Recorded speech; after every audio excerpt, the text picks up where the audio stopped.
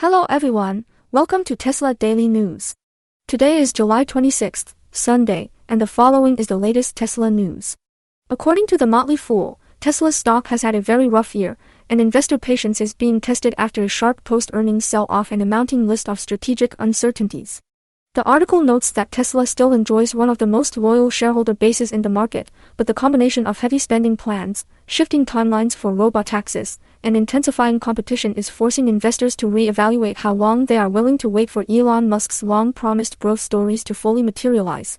The piece highlights that enthusiasm for Tesla's role in AI, autonomy, and energy remains high, yet there is a growing divide between believers in Musk's long-term vision and those who are increasingly focused on near-term profitability and execution risk.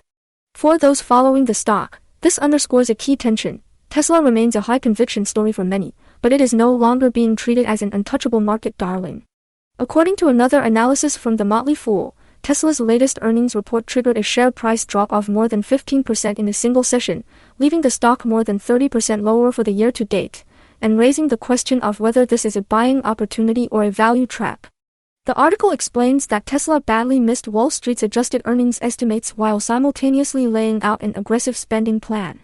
Management expects capital expenditures of around $25 billion this year and growing over the next several years as the company ramps up Optimus humanoid robot production, builds out a robotaxi fleet, expands its AI computing infrastructure, and invests in its ambitious in-house semiconductor terafab project. At the same time, Tesla significantly softened its rhetoric around robotaxis. A year ago, Elon Musk was publicly suggesting that robotaxis could be accessible to half of the US population by the end of 2025. That milestone has clearly not been reached.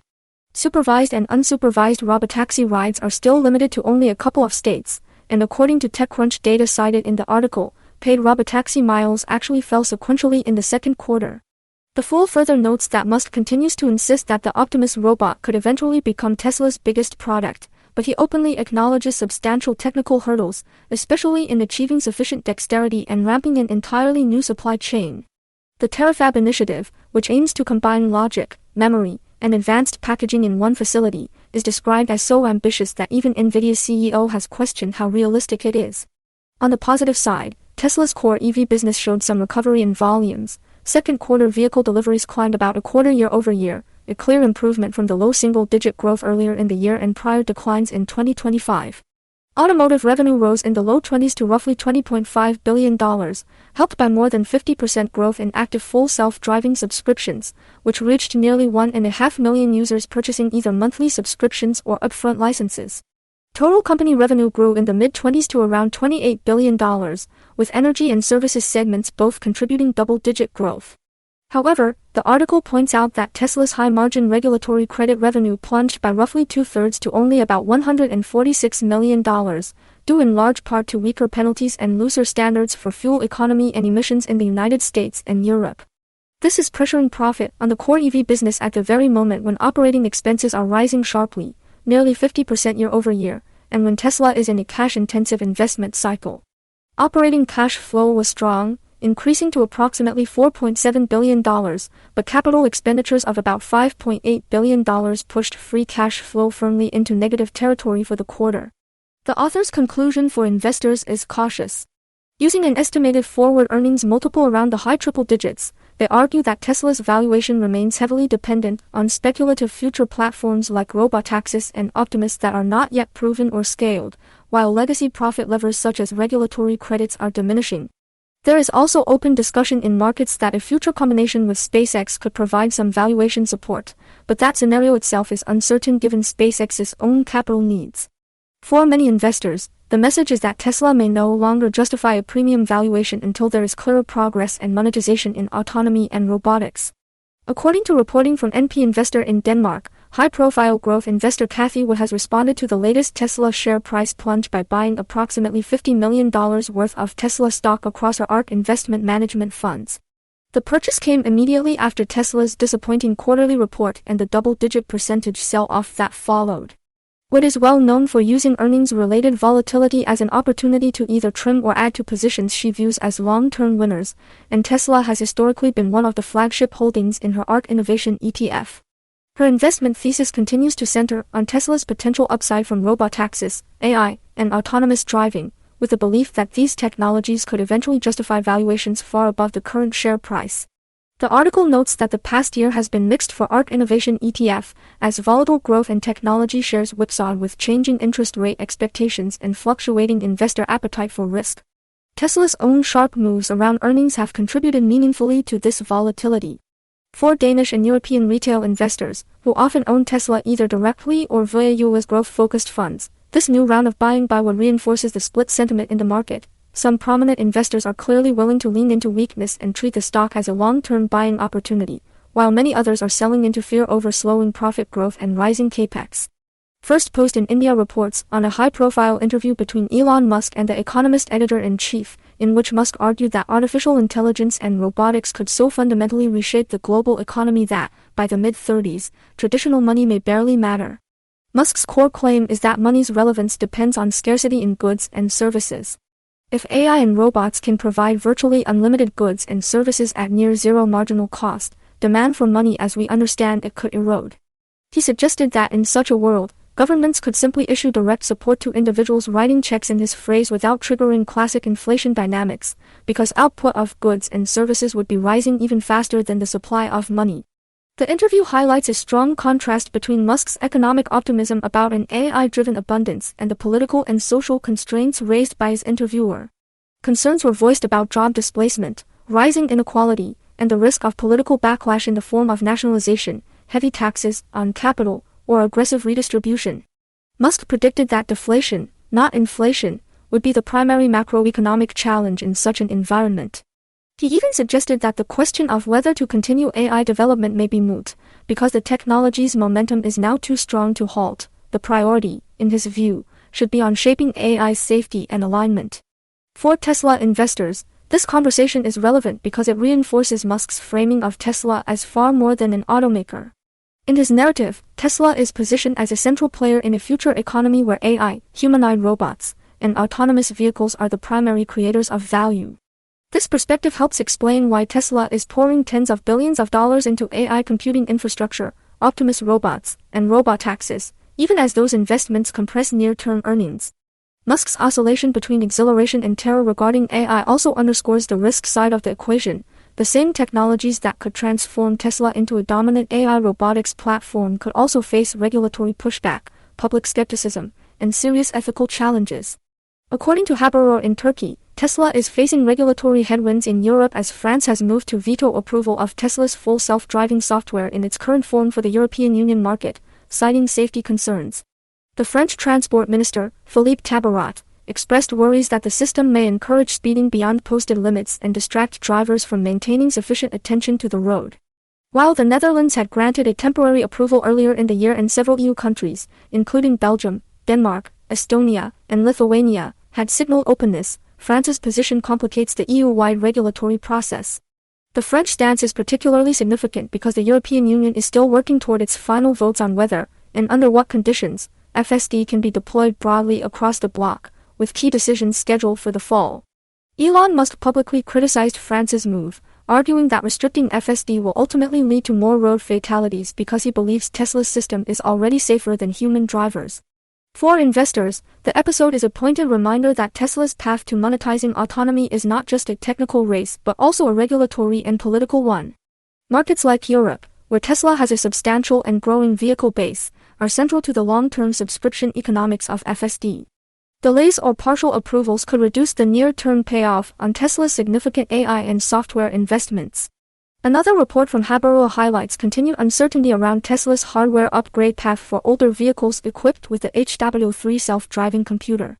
During the discussion of second quarter financial results, investors pressed Elon Musk on whether Tesla would provide either free or structured hardware upgrades to bring HW3 cars closer in capability to newer Hardware 4 platforms or beyond. Musk acknowledged that, at some point, a broader upgrade program could make financial sense, but he did not commit to any specific timeline, technical approach, or cost-sharing structure.